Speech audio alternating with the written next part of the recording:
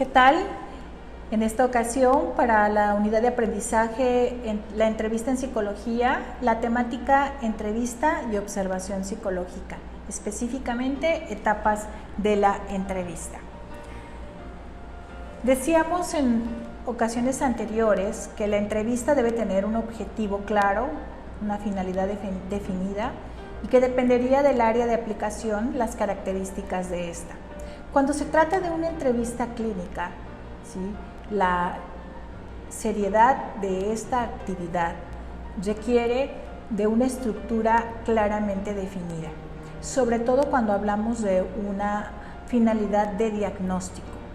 Tenemos, antes de establecer contacto con nuestro sujeto, ¿sí?, nuestro cliente, nuestro usuario, nuestro paciente, como lo llamemos, ¿sí?, vamos a identificar quién hace la llamada, quién solicita el servicio.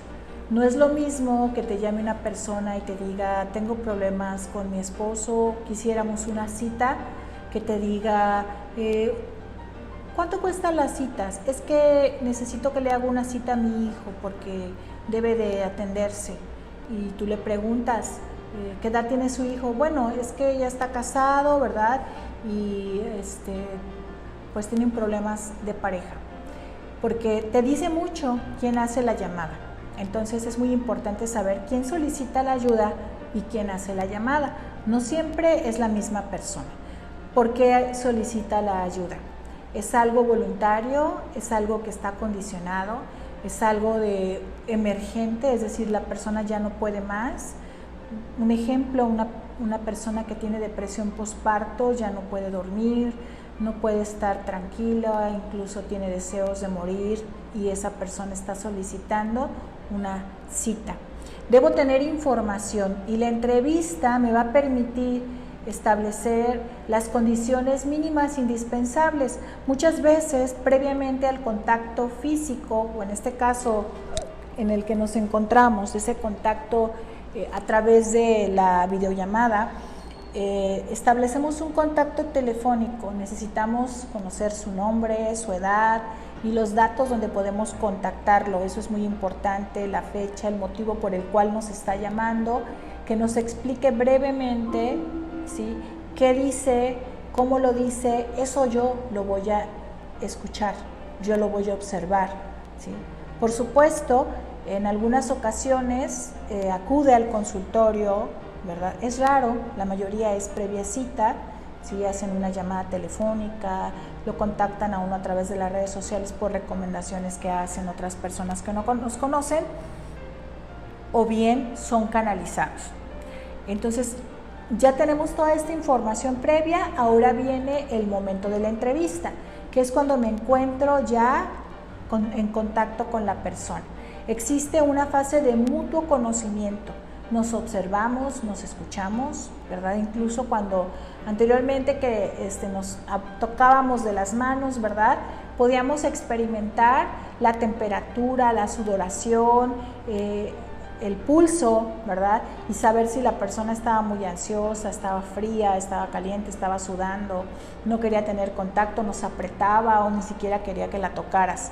Ese contacto físico, ese saludo social, ¿sí?, son formas de tener un acercamiento con la persona. Hoy estamos en una situación completamente diferente, en donde no podemos tener ese termómetro que nos permite saber cómo se encuentra la persona, ¿verdad? Ese clima que se genera en el saludo para establecer la confianza, para generar el rapport, que es las condiciones adecuadas para que la persona pueda empezar a hablar, ¿sí?, va a ser determinante para el desarrollo de nuestra entrevista, ¿sí? Una vez que nosotros establecemos este contacto social, ahora viene la clarificación de los objetivos, saber qué espera la persona, saber qué tiempo vamos a utilizar en este proceso de entrevista, porque es muy importante entender que una cosa es, cada entrevista tiene su proceso, su inicio, su desarrollo, su cierre, pero al mismo tiempo hablamos de un proceso, de una secuencia de entrevistas,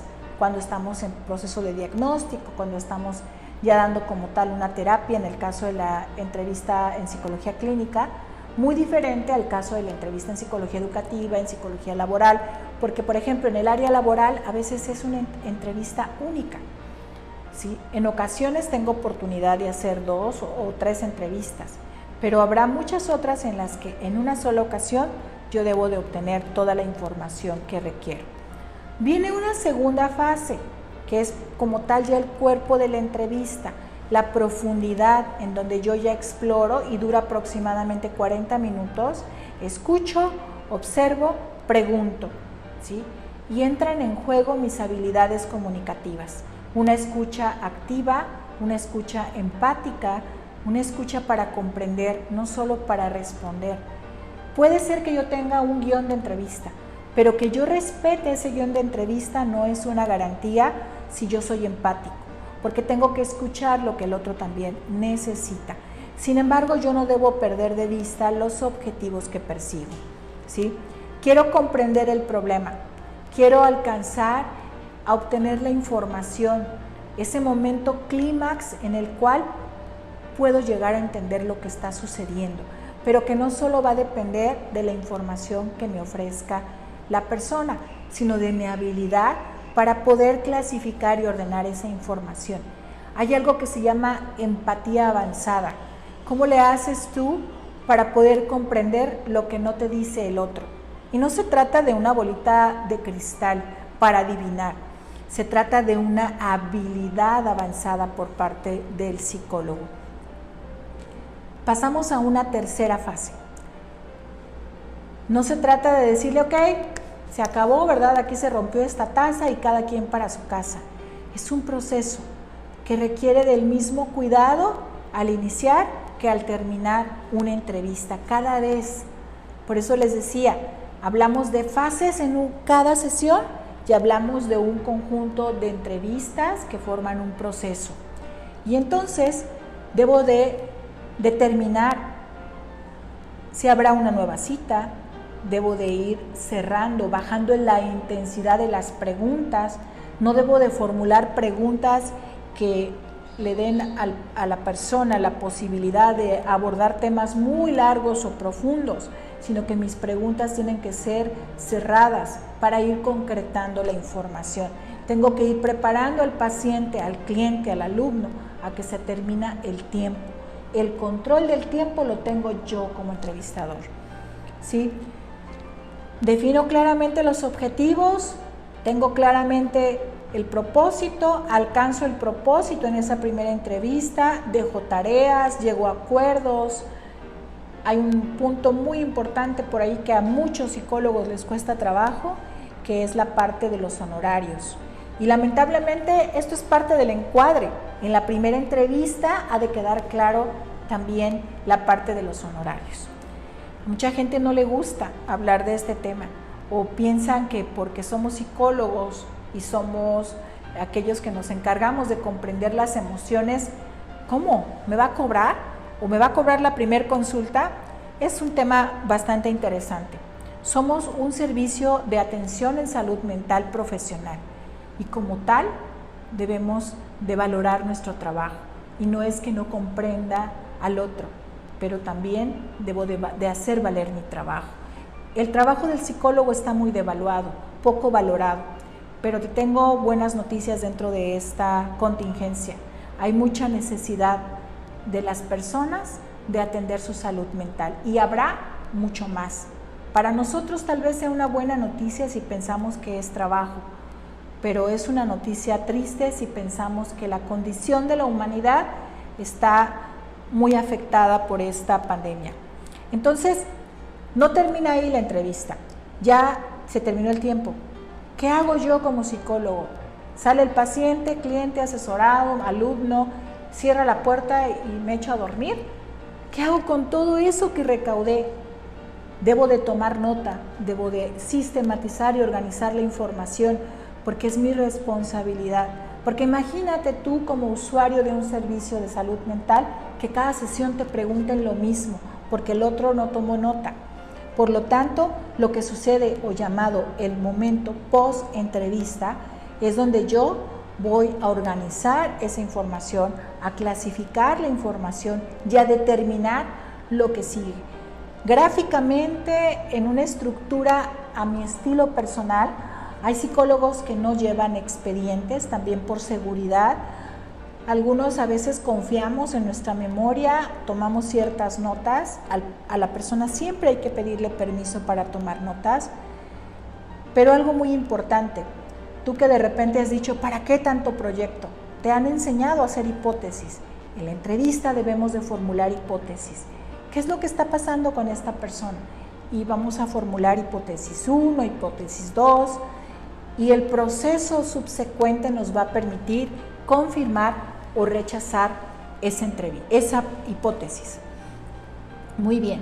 Ahora entonces entendemos que la entrevista, el día 1, el día 2, el día 3, pero que también es un proceso continuo. Es una cadena de momentos que forman parte de un todo, ¿verdad? Y aquí entran las variables tuyas como entrevistador, tu edad, tu género, tu situación en tu preparación, en tu experiencia, si estás trabajando dentro de una institución, en el ámbito privado, si lo haces solo, si eres parte de un equipo de trabajo, si tienes problemas de audición, si tienes problemas, incluso algunos casos que tartamudean, que tienen dificultades para expresarse, que son de pocas palabras, ¿verdad? O algunos como comprenderás, ¿verdad? Que no paramos de hablar, pues también debemos de cuidar esta parte. Nuestra personalidad también influye y es una de las variables importantes, nuestra experiencia, nuestra formación, dónde cursamos nuestra formación profesional. Otra cosa es el mensaje, la calidad del mensaje, el tipo de mensaje. Debemos de observar la congruencia de lo que se dice, cómo se dice, en qué momento se dice, ¿verdad? Porque a lo mejor yo le pregunto, ¿cómo estás? Y la persona me dice con una expresión triste, muy bien, ¿verdad? Y entonces yo estoy escuchando, estoy observando y empiezo a identificar esas variables de incongruencia en el mensaje. Es decir, lo verbal, lo no verbal. Aunado a eso está el sujeto, que también tiene una edad, que también tiene características físicas, de personalidad, de formación, de experiencia.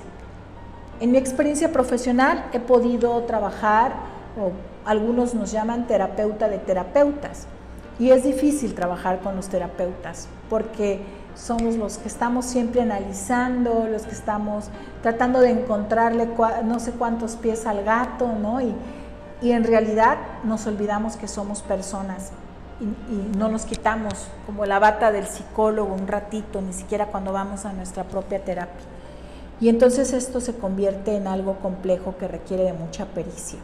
También hay variables actitudinales, variables motivacionales, ¿verdad?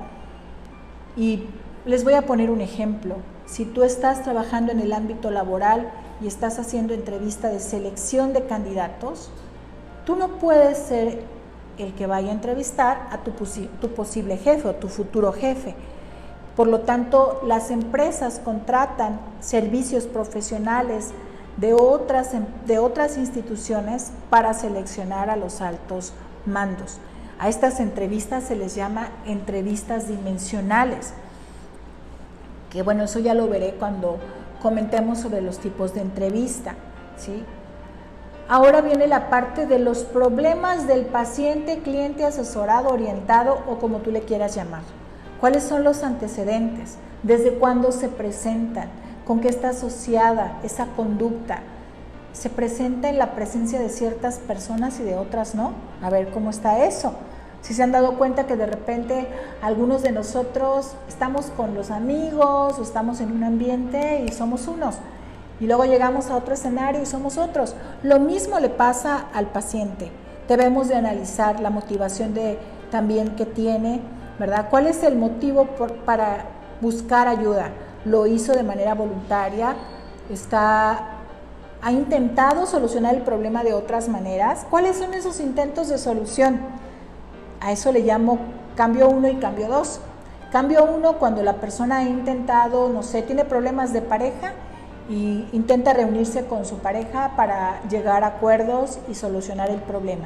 pero sucede que cada vez que se reúnen pelean y entonces es necesario implementar un cambio 2, que se llama cambio del cambio, o sea, ya no platiquen para solucionar el problema, ahora busquen otra manera de solucionarlo porque cada vez que platican terminan discutiendo y hay que explicarle a la persona esta parte. A veces, ¿verdad? Debemos de jerarquizar los problemas o necesidades y preguntarle a la persona por dónde quiere comenzar. Y debemos de cuidar esta parte de nosotros como personas también que tenemos la iniciativa por solucionar los problemas, porque debemos de atender a la necesidad real de nuestro paciente. Lo que yo veo no es lo que ve el paciente. Entonces tengo que definir de manera operativa el problema, formular hipótesis para llegar a un diagnóstico. Y bueno, esta es la cápsula correspondiente a las etapas de la entrevista, particularmente entrevista en el ámbito clínico de la unidad de aprendizaje, entrevista en psicología, licenciatura en psicología, tercer cuatrimestre. Miriam Aristaceja, tutora de unidad de aprendizaje.